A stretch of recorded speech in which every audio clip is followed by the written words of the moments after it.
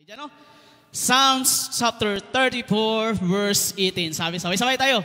The Lord is close to the broken-hearted and save those who are crushed in spirit. Amen, oh God. Almighty Father God. Yes, oh God.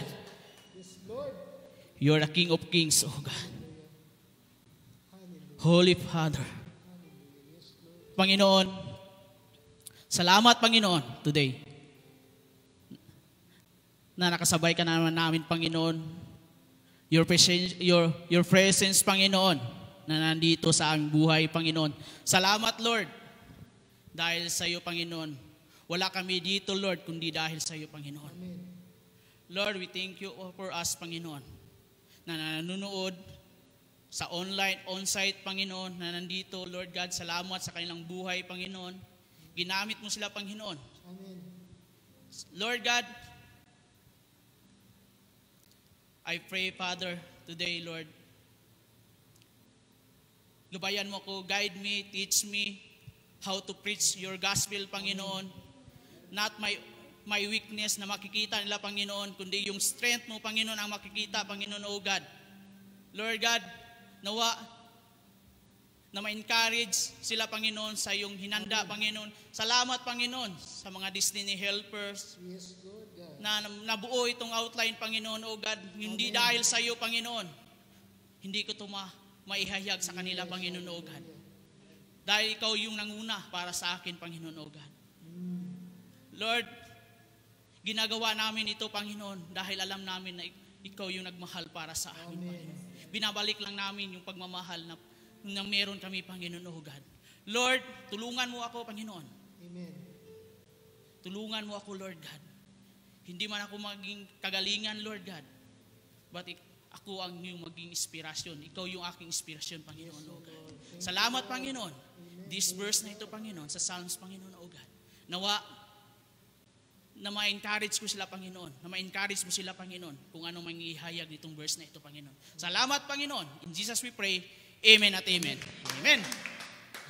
Sabi, amen, no? Salamat sa ating buhay na ilang Friday na naman, no, na nakalipas na nandito na naman ako sa inyong harapan. Amen. Kasi sabi nga, pag sundalo daw ni Kristo, laging handa. Amen. Tayo ay sundalo ni Kristo. Amen. Kaya mga kapatid, no?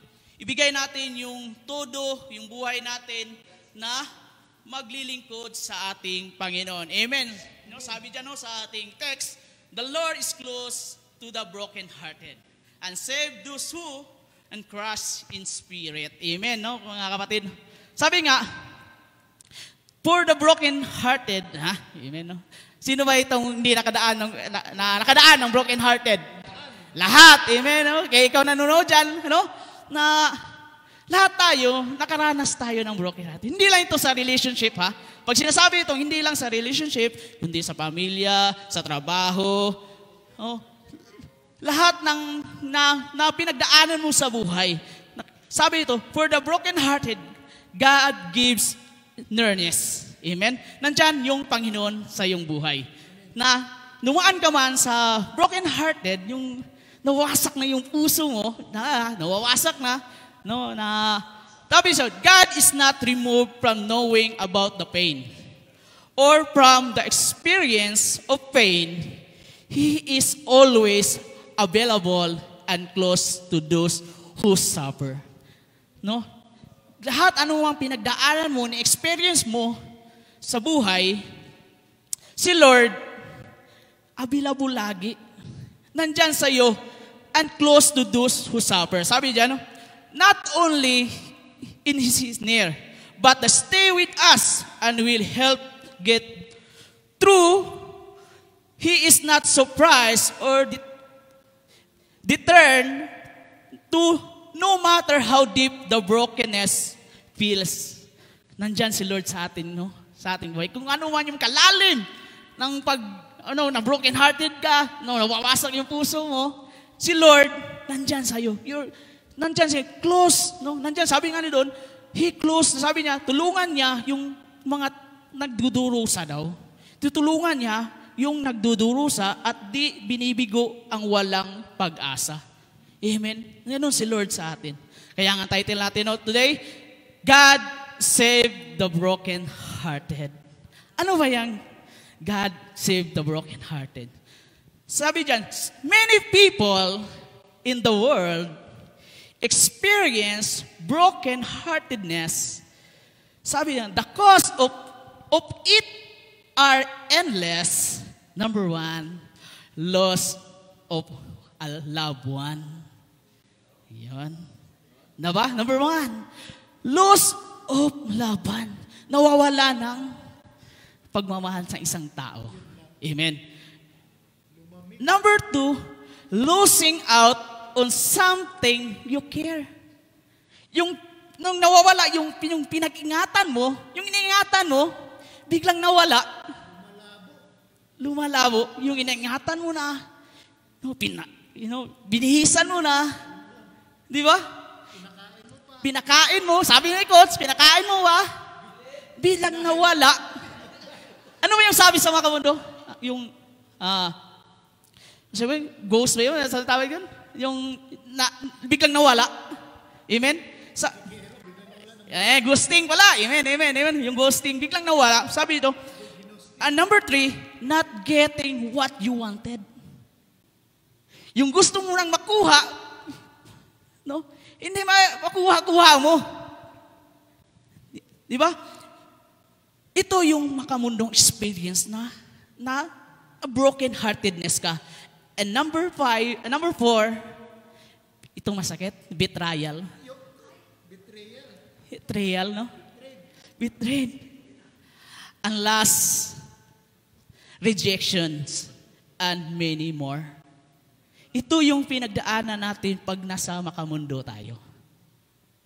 Yung inahawakan natin yung mundo natin, yung hinawagan natin na hindi na ako masisave, Lord. Kasi wasak na ako eh. Amen? Ayaw ko na. Sabi, ayaw ko na. Hindi ko na kaya to eh. Basag na ako. In the word experience, heartedness, God saved you in the broken-hearted. Amen? Nandyan si Lord. Hindi man kahit pa-Kristiyano tayo, mararanasan natin to. Kung hindi tayo magtitiwala sa taas. Amen? Mararanasan ito natin. Hindi sinasabi na hindi ka maging broken-hearted, hindi mawasak yung puso mo kasi Kristiyano ka na. Kasi alam ko na lang, sinisave mo na ako dyan eh.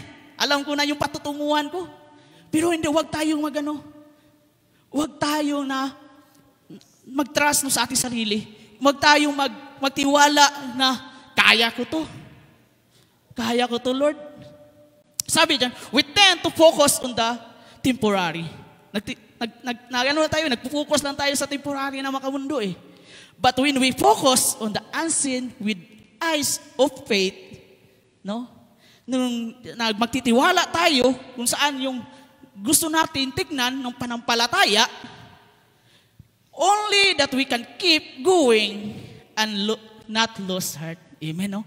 Kung yung meron ka daw matang ng panampalataya, hindi mo makakausad ka at hindi mawawala yung puso mo. Amen. Hindi mababasag yung puso mo. Amen.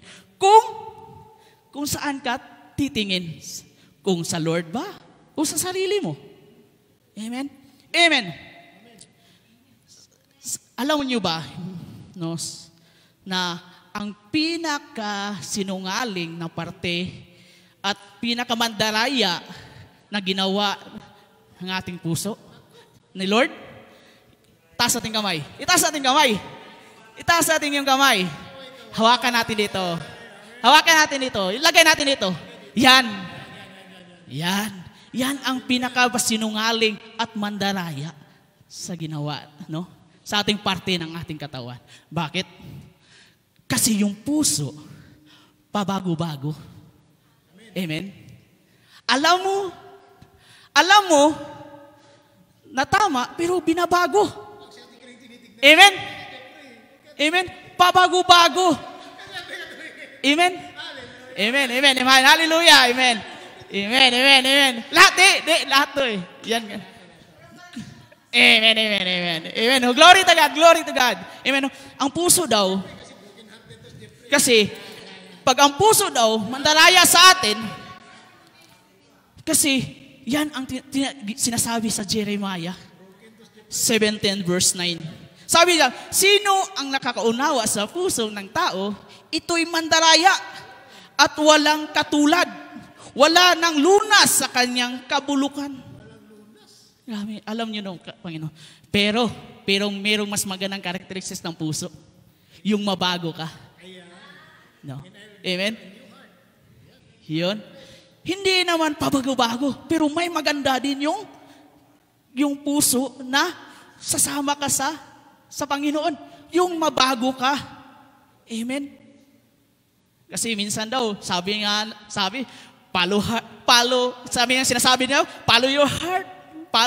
Kasi pastor follow your heart Di ba? Kasi pastor, kasi love ko na siya Sinusunod ko lang yung puso ko. Kasi dumarating na Pastor, kung gusto ko nang kunin yung bagay na ito. Kasi sabi nga, follow your heart. Huwag natin kalimutan, yan ang pinakamandaraya sa lahat ng parte ng ating katawan. Bakit? Bakit hindi nilagay dito ang ating puso? Bakit dito? Sa baba. Dapat nating unahin yung dito. Amen? Amen? Dapat natin yung unahin yung isip natin. Bago tayo sa bugso ng damdamin dyan. Amen? Unahin muna natin yung puso, ay yung utak natin o isip, di sa ating bugso ng damdamin. Alam nyo ba sa lahat sa babae at sa lalaki, mas emotional daw yung babae. Amen? You agree? Sensitive yung babae. Alam nyo, pag magdi-date, di ba, pag magdi-date, minsan, kumakain sila, ano ba yan, sa quick-quick, yung patusok-tusok, di ba? Di ba? Yung first time yung date, yung kinakain yung steak, tinatago pa. Kasi remembrance daw. Di ba? Yung mga love letter ng lumang-luma na, pagsabihin pa, bakit mo kasi, sabihin sa lalaki, bakit mo kasi tinatago yan? Di ba? Nasasaktan yung babae. Kasi yun na yung remembrance nila. Di ba? Now, you feel, kasi pag lalaki kasi, pag may binibigay, baliwala lang yan Di ba? Parang, bagay lang yan. Di ba? Pero pag babae daw ang nagbibigay, pag hindi pinapaano ng lalaki, yung na tinatawag na kinikare, di ba? Yung teddy bear na yan, yung flowers na yan. Di ba nasasaktan yung babae? Yes, it's true. No, mga kapatid. Dapat iwasan natin yon. Kung ikaw may Panginoon na sa buhay mo, makakaintindi ka na. Amen? Kaya baguhin mo yung puso mong mandaraya. Baguhin mo yung sitwasyon. Sabi dito, kung tayo daw, bilang isang Kristiyano, sabi dyan, when we are feeling broken-hearted or crushed in spirit, how can we turn to God for help? Amen. Paano tayo matutulungan ng Panginoon nung tayo ba'y naging broken-hearted o nawawasak yung ating espiritu, no? Kasi number 1, believe.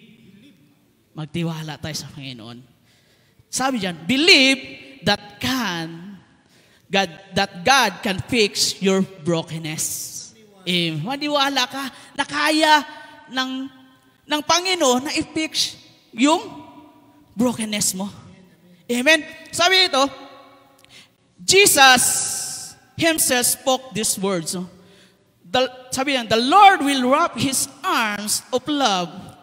Sabi ito, and comfort around those who trust in Him and believe in Him.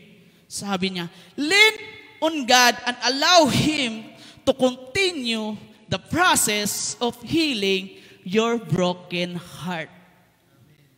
No? Sabi nga, pumunta tayo sa ating Panginoon. I-allow niya na sa process na ito na maging kagalingan ko, yung broken-hearted ako, na i-allow ni Lord na yung puso mo na ma-effects niya ito. Amen? Sabi niyo dyan, stop trying to fix your brokenness. Kaya ko kasi ito eh. Kaya ko ito i-handle. Iniwan niya ako. Di hahanap ako. Di ba? Ganon ang tao. Gaganti ka. Gagantihan. May gantihan. Huwag kang sa sarili mo na kaya mong gawin. Kasi, stop trying to fix your brokenness and trust Him to fix it for you. Only God can fix what is broken and give life to what is dead. Amen? Ang Panginoon lang ang kaya sabi nga, di ba, pag hindi mo nga alam, pag sa work natin, pag hindi natin alam, hindi natin kaya, di ba? Ibigay natin sa nakakaalam. Amen? Para yung mga bagay na wala sa'yo, madagdagan. Siya magre-repair sa puso mo, kundi ang ating Panginoon. Amen? Sabi diyan sa Psalms chapter 147 verse 3, He heals the broken-hearted and binds up their wounds. Grabe. Grabe ang Panginoon na sabi. Sabi dito sa Tagalog, ang mga pusong wasak daw ay kaya rin niyang lulunasan. At ang natamo nilang sugat ay bibigyan ng kagalingan. Ganun ang Panginoon sa ating buhay. Palakpakan natin. Amen. How can you believe? Trust the process of the Lord. Yan ang ating ibibigay sa atin. No? Hintayin natin. Huwag tayo mamadali. Hintayin natin yung pagkakataon. Kasi, sabi ito, no matter the source of your heartbreak, God can repair your wounds. Amen. Kahit paanong kahit saan pa nanggaling, yung heartbreak mo na yan, God can repair your wounds. Nasasaktan man ka sa problema, sa circumstance, alam ni Lord yan. Kasi nagsiserve ka. Amen? Woo. Sino ba ito may problema nung nakaraan? Amen? Nung lastly pa, nanandyan pa rin. Di ba? Sabihin nyo sa katabi nyo, malalampasan nyo rin yan. Amen? Malalampasan natin yan. Amen? Kasi walang problema na hindi malulutusan. Kailangan mo lang magpursigi at magtiwala sa ating Panginoon. Kailangan mo lang magtiwala sa Lord. Kaya ko to, Lord. Yung heartbreak ko, hindi yan pag nagtiwala ko sa iyo. Amen. Yung nanonood dyan ng 9 million views, yan ang yung nakatanggap na ng save sa Lord. Pag nag-out ka, alam ko na may heartbreak pa sa buhay mo eh. No? Dapat i-continue mo ito. And number 2, reminded of God's great love. Amen. Ano akala? Yung una, B. Number 2 is reminded. Amen. Sabi yan, reminded, God discipline and corrects His children whom He loves. Amen. Hindi sabihin na, sige, gawin mo lang anak. Gawin mo yung ginagawa mo. Hindi, ganun ang Panginoon. Dinisiplina tayo. Kinukurik tayo kasi mahal niya tayo eh. Amen? He reminded for us. Kasi anak tayo ni Lord. Love tayo ni Lord. Hindi yung bugsong ng damdamin mo, yung mauuna. Ikaw kasi, Lord, di ba? Kini-question mo pa ang ating Panginoon. Pero alam ni Lord na ikaw ay dinidisiplina. Dinidisiplina ka niya, kinukurik ka niya, kasi yung pagmamahal niya sa'yo, para hindi maiwasan mo yung heartbreak sa buhay mo. Di ba? Kasi gusto ni Lord, aayusin ka. Di ba? I-repair ka niya. Baguhin ka niya. Kasi, yun, di ba? Yung ating kapatid, open heart surgery. Yun, no? Di ba? May ginamit si Lord, buksan yun, pero nire-repair. Dahil sa ating Panginoon, may wisdom eh. Kaya nga tayo mga kapatid, nire-remind tayo ni Lord. Nire-remind tayo para hindi tayo mawawasak. Kinukurik tayo para hindi tayo mapunta sa maling ating paniniwala. Hindi akala nyo maling tao Amen? No? Nitingan nyo ako sa maling paniniwala natin. Amen? Kaya nga kapatid, no, all of us, though we are incomplete, God's love us completely. Kung tayo na hindi kumpleto, pero yung pagmamahal ng Panginoon, kumpleto. Hindi sa ating sarili natin. Sabi niya, though we are imperfect, He loves us perfectly. Grabe ang Panginoon sa atin. No? Kasi mahal tayo ni Lord. Though we feel lost and without compass, God's love encompasses us completely. Grabe ang Panginoon, no? Amen? He loves every one of us, even those who are flawed, rejected, awkward, sorrowful, or broken. Tayo daw ay nire-reject, na malungkot, sabi dito, tayo ay broken. Nandyan ang Panginoon na magmamahal para sa iyo. Amen. He reminded you of God's great love. Amen.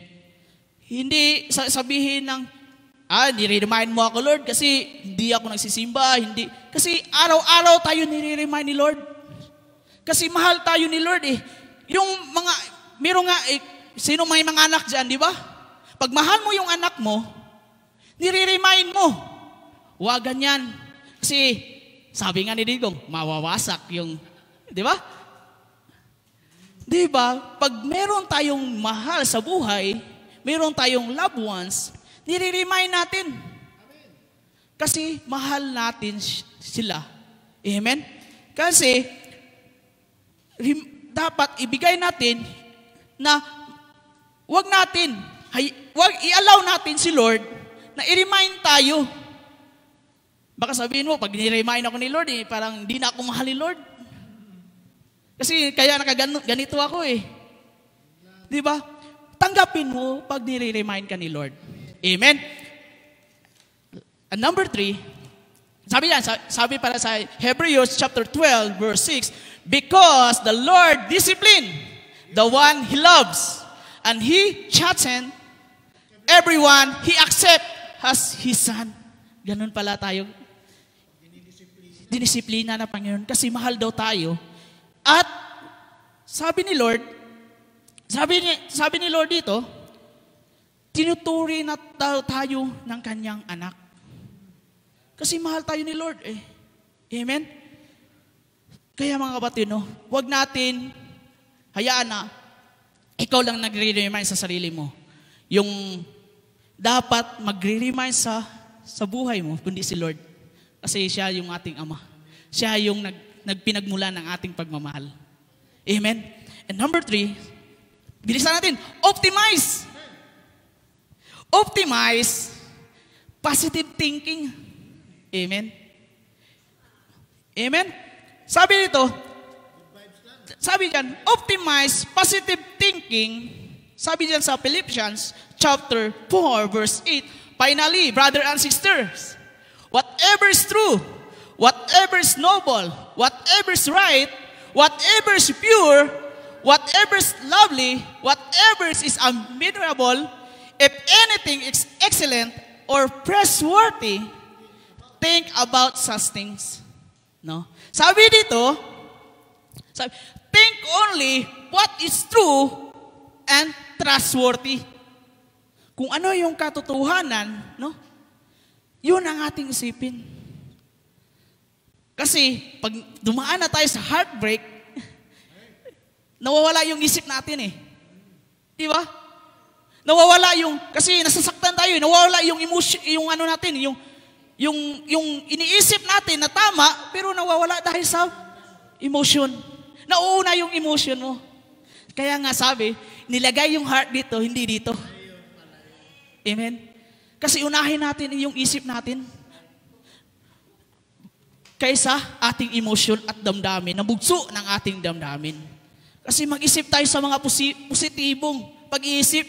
I-optimize natin yung mga positibo na kung ano yung tama. Kung ano, sabi nga yun, whatever is true. Kasi doon tayo titingin sa ating Panginoon. Doon tayo titingin sa ikakabuti natin.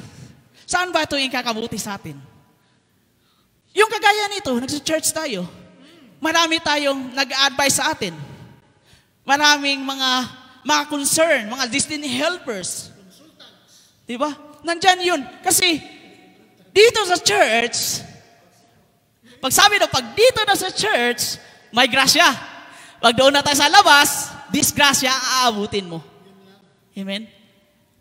Kaya nga, yung positive thinking natin, yung negative mong thinking dati, dapat ano mo na?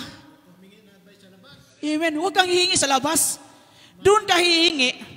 Kasi pastor, pag doon ako sa labas, itagay ko na lang doon eh. Di ba? Maraming ganun. Excuse me. No? Dapat dito daw tayo sa ating mga nakakilala kay Kristo. Yun ang magandang na advice sa ating buhay. Kasi sabi doon, our baggages can turn into beautiful things on God's time. Amen? Yung dinadala mo. Diba? Yung dinadala mo na, sabi mo, parang hindi ko na kaya yung dinadala ko. Uy, Lord, hubarin mo nga ito. Kasi ang bigat-bigat na. Diba? Dapat, ibigay mo sa Lord yung dinadala mo. Kasi, beautiful things on God's time. Amen? Kasi yung pinakamaganda, kung ibigay mo na yung pasanin mo, kasi nabibigatan ka, ibigay mo na sa Lord. Surrender mo yung puso mo at buhay mo. Kasi pagdating ng araw, may magandang ibibigay si Lord sa iyo. Amen? Yung i-optimize natin optimize our positive thinking. Doon tayo sa ating mga nakakaalam sa atin. Doon tayo magpapa-advise na meron man tayong broken, no? Kasi kung meron man matalino sa atin, tayo matalino, kasi ikaw nagdadala sa sarili mo, may mas matalino pa sa'yo. Amen? So nakakaranas na ng broken-hearted. Amen? Yung nakakaranas na ng broken-hearted.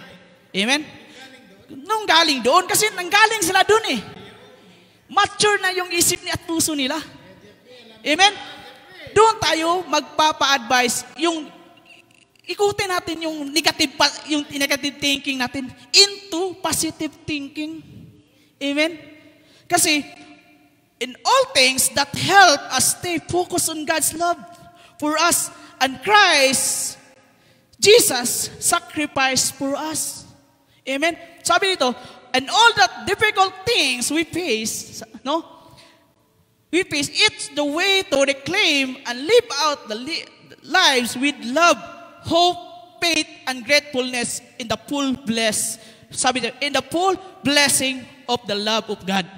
Amen? Kaya mga kapatid, no, na lahat ng ating mga difficult na pain natin, in times, naranasan natin, yung blessing pa rin ni Lord na nandun, no? Yung love ng Panginoon para sa atin.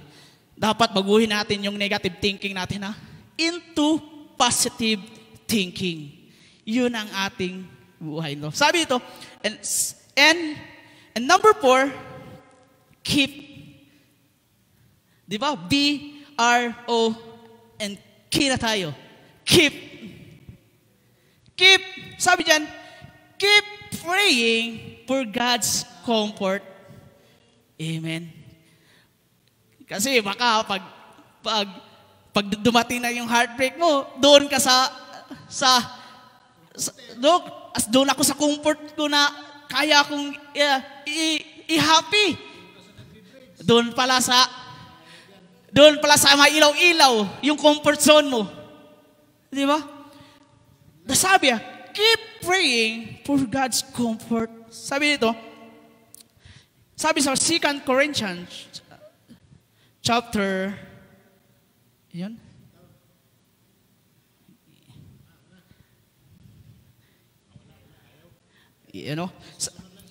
Yan. Sabi dyan sa 2 Corinthians chapter 1, verse 1 to 5, no?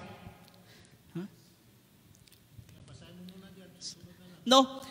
Sabi dito, sa ating, kung ano ba yung nandyan sa 2 Corinthians, no?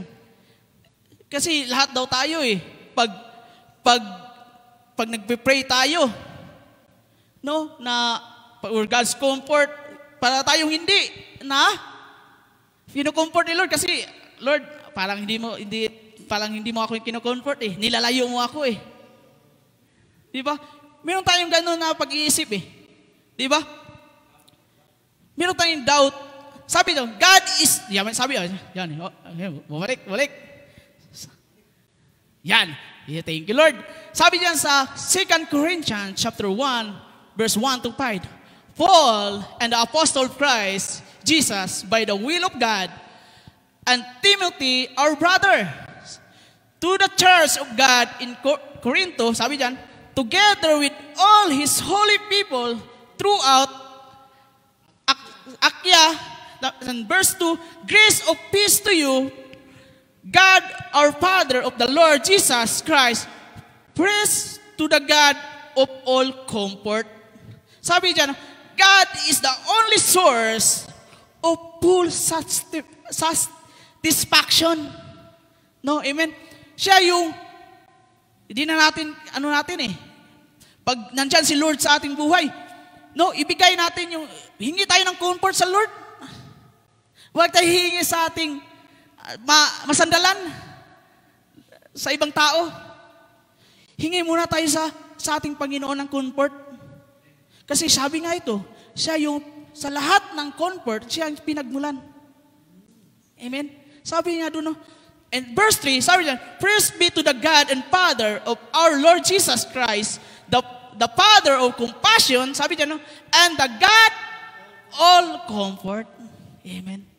Sa mahabagin, ng ating Panginoon, siya yung pinagmulan ng comfort natin.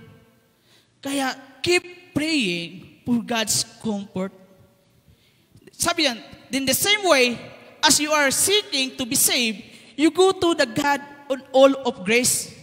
If you are seeking to be comforted, if your heart is broken, if you are burdened down with trial, you go to the only one place. Saan ba yun? The God of all comfort.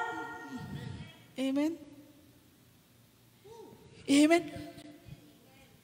Kahit wasak ka na, kahit hindi mo na kaya, manalangin muna tayo.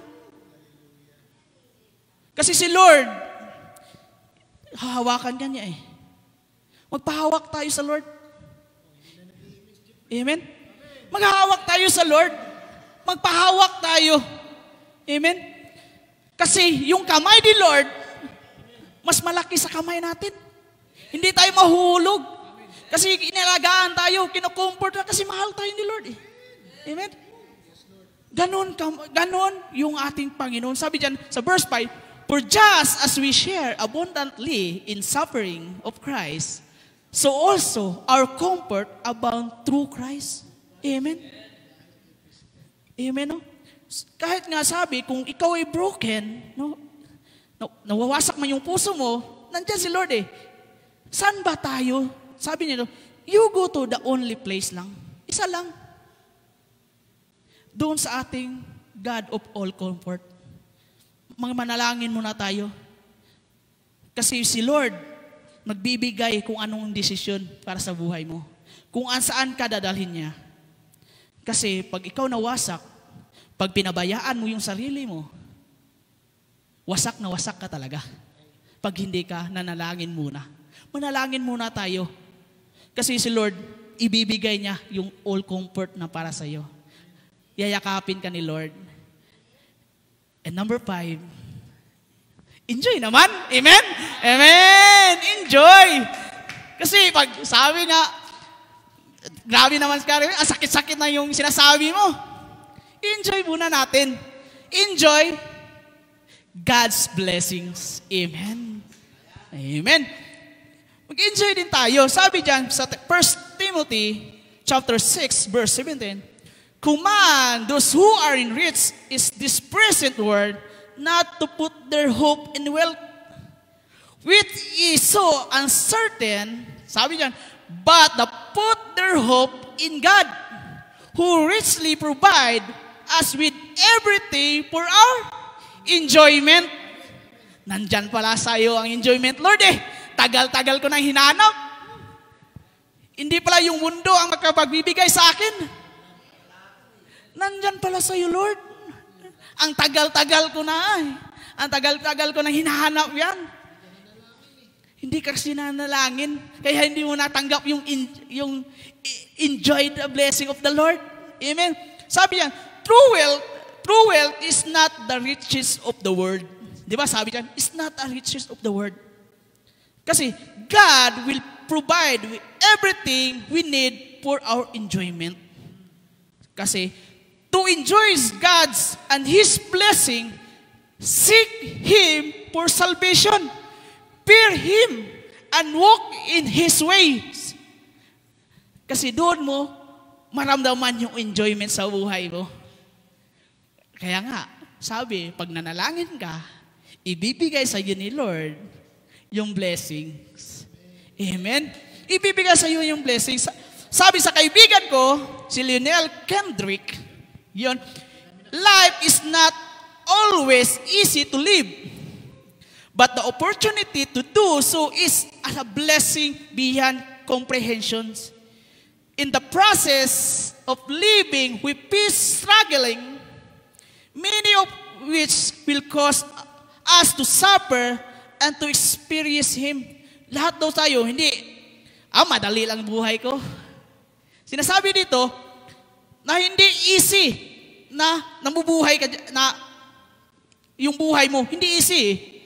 Sabi ito, ang opportunity, yung blessing na binibigay ni Lord, na lumalakad ka. Sabi, madali lang yan, Lord. Kaya ko yan gawin eh. Hindi ganun. Kasi, yung ibibigay ng blessing sa atin ng Panginoon, yun ang nagpa-process eh. Amen? Ipaprocess yung buhay mo na maging maganda. Ipaprocess yung buhay mo kasi nanalangin ka eh. Ibibigay niya yung blessing para sa iyo. Amen?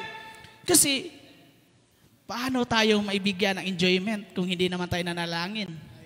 Paano tayo maibibigay ng enjoyment kung hindi naman tayo nagcha-church? Paano tayo mabibigyan ng good advice kung hindi naman tayo nagcha-church sa ating mga kasama? Hindi tayo, no? Kasi hindi mo makakamit yung enjoyment mo sa buhay kung wala si Lord sa puso mo. Kasi kung mayroon kang pinagdaanan, hindi mo mapipil yung enjoyment. Di ba? Kung mayroon kang masakit sa puso mo na tinatago pa, hindi mo hindi mo maibigay yung enjoyment mo. Kasi mayroon kang kinikim-kim eh. Di ba? Na yung pumipigil. Ayoko ilabas, Lord. Nag-i-enjoy kasi ako. Pero enjoy lang yan temporary lang yan, enjoyment. Pero ang God blessing na enjoyment natin nasa Lord kung tayo ay hihingi sa ating Panginoon. And lastly, need. Bakit need? Need to forgive others. Amen. Amen? paano ka magtitiwala? Paano mo malalaman yung reminded? Paano mo ma-optimize ang sarili mo? Paano mo ma-keep praying? Pero, paano mo matatanggap yung blessing, pero hindi ka pala nag-forgive, nag-broken sa'yo, hindi ka pala nag-forgive sa nakasakit sa'yo, hindi naman ito sinasabi na para sa'yo, kundi sa lahat ito eh. Para sa lahat itong may broken hearted. Dapat daw natin, kailangan nating mag-forgive, patawarin natin. Sabi dyan sa Colossians chapter 3 verse 13, bear with each other and forgive one another. If any of us has grieved us against someone, forgive as the Lord forgive you. Kaya sabi dito, unforgiveness, sabi dito sa text na ito, no, ating elaborate yung ano natin. Liitan. Unforgiveness will increase your bitterness and brokenness. Di ba? Kung hindi na ikaw magpapatawad, nag-i-increase yung bitterness mo at brokenness mo. Di ba? Di ba? Kung hindi daw tayo magpapatawad sa ating, kahit sinaktan tayo, kahit sinaktan ka, patawarin mo. Amen. Kasi ikaw mismo, mag-i-increase yung bitterness mo at yung brokenness mo. Sabi, taas natin kami, who are we not to forgive? Who are we not to forgive? Sino ba tayo na hindi magpapatawad? Oo nga, pastor. Sabi mo nga, mahirap magpatawad. Mahirap. Sabi mo nga, pastor, hindi kasi ikaw nasaktan. Hindi ikaw nireject. Di ba? Hindi kasi iniwan. Hindi kasi ikaw niloko, pastor. Di ba? Ang hirap kaya yan, pastor. Bakit sabihin mo sa akin, we are not to forgive? Bakit pa tayo hindi magpatawad? Masakit, pastor eh. Di ba? Kasi masakit kasi, pastor eh. Niloko kasi ako, pastor. Niluloko ako. Pinawiiwan ako. Minsan kasi, yung binihisa natin, nalagaan natin, pinakain natin, yung binigay mo na lahat para sa kanya. Yung binigay mo na lahat, binihisan mo na lahat. Yung binigay mo na yung buo, yung pagmamahal mo. Pero, niloko ka, ang sakit kaya nun. Ang sakit, Kuya Edi. Di ba sa makanta? Ang sakit, Kuya Edi. Yung sa kanta, di ba? Bakit? Sabi ito, who are we not to forgive? Ano bang yan sa atin na hindi tayo magpapatawad? Amen? Kasi mayroong verse niyan eh. Hindi ko lang sinali dito. Sa Mark chapter 11 verse 26, sabi dyan, ngunit kung hindi kayo magpapatawad, hindi rin naman kayo patatawarin ng inyong Ama nang nasa langit. Amen? Amen? Wala tayong choice eh. Di ba? Huwag kang maging choosy. Kasi maging choice tayo to forgive others. Sino man yung nakakasakit sa buhay mo ngayon. Kailangan natin yan. Kasi sabi nga sa Mark 26, hindi daw tayo patatawarin sabi ang ating Ama nang nasa langit. Yun pala eh.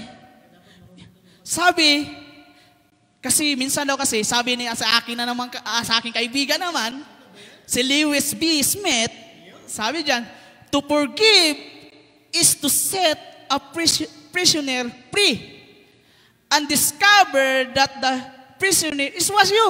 Kinukulong ka sa sarili mo. Kasi ang forgiveness daw, magpapaset sa'yo ng pagpalaya sa'yo. Pero, hindi mo nalalaman, na-discover na sa sarili mo, kung hindi ka magpatawad, na ikaw pa lang yung kinukulong. Amen? Naintindihan natin? Kasi daw, pag hindi daw kayo nagpapatawad, ikaw daw mismo, yung sarili mo, kinukulong mo eh. Ikaw yung nanonood ka, patawarin mo na yung sinasaktan ka. Pamilya man yan, no? Kaibigan man, love life pa yan.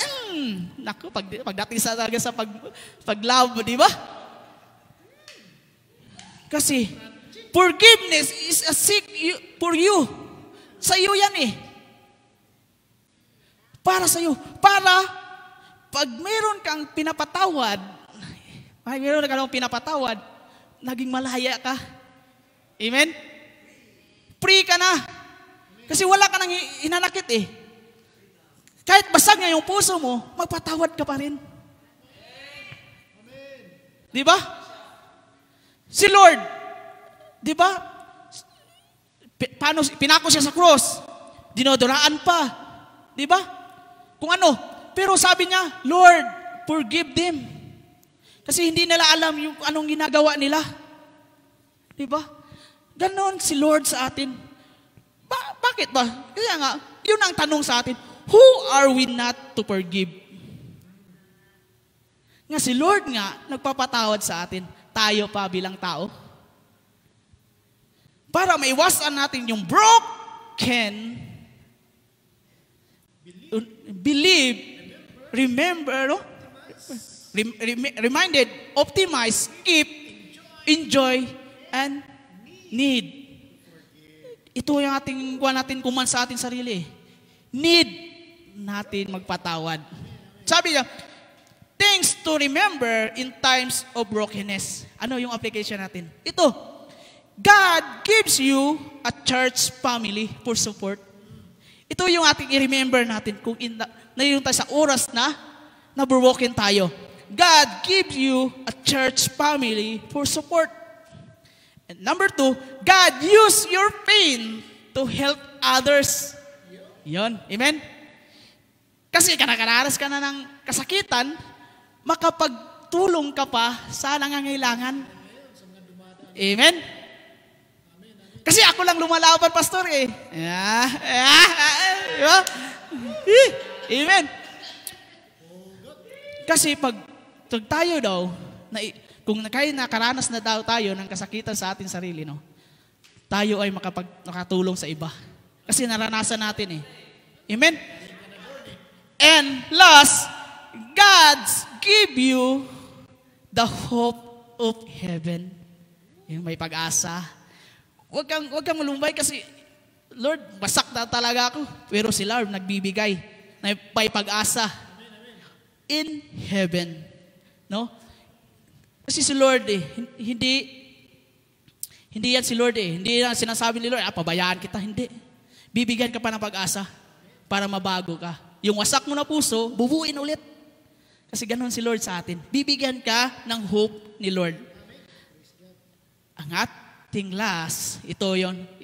Ito ating ilagay sa ating kukuti. Ito yung inspirasyon. No?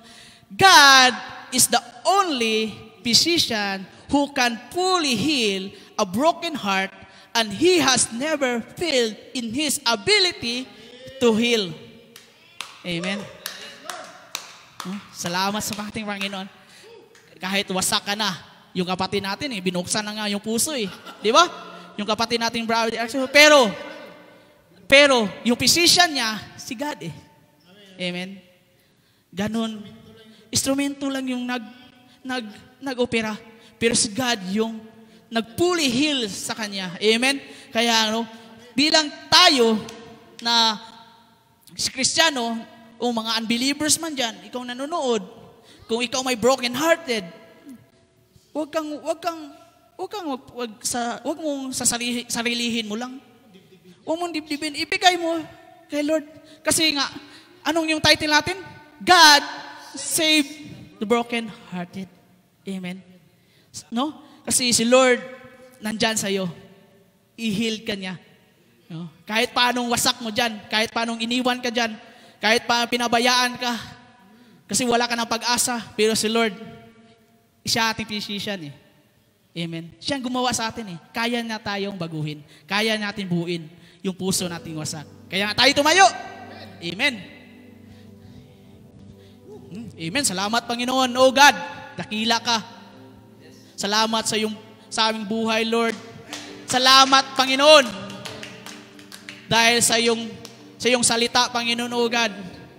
Kahit wasak kami, Panginoon, kahit nakaramdam kami ng problema, pain, circumstance, Panginoon, oh God. Pero ikaw, Lord, na nandyan sa amin. Ikaw yung nagsisave sa amin. Thank you, Lord, sa iyong mga salita, Panginoon. Hindi man, Panginoon, na nahihag mga maayos, Lord, but Lord, galing sa puso ko po yun, Panginoon.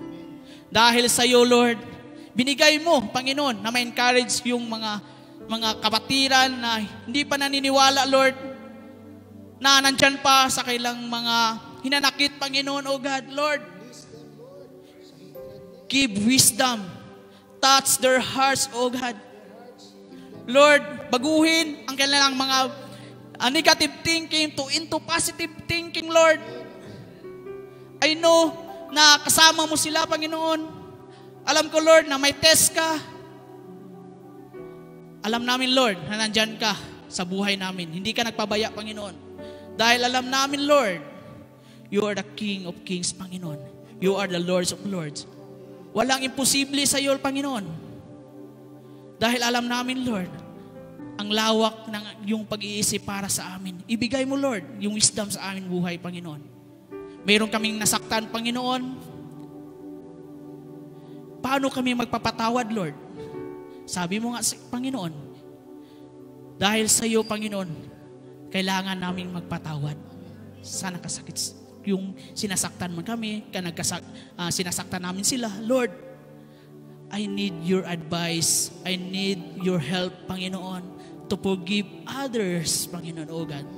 Lord, salamat, Panginoon, sa iyong wisdom, knowledge para sa akin, Panginoon. Sana nandito, Panginoon, sa online na nanatili, Panginoon, oh God. Manahan ka sa kanilang puso, Panginoon. Nawa, Lord, this message, Panginoon, na ma-encourage sila, Panginoon. Yung broken-hearted nila, Panginoon, yung kahit anumang minawasak sa kanilang buhay, Lord God, but Lord, you are healed, fully healed sa iyo, Panginoon, oh God. Dahil ikaw yung magsisave sa amin kung ano man yung karamdaman namin na hindi pa namin maibigay para sa iyo, Panginoon. Lord, gabayan mo kami, Panginoon, dahil hindi namin alam yung nilalakaran namin.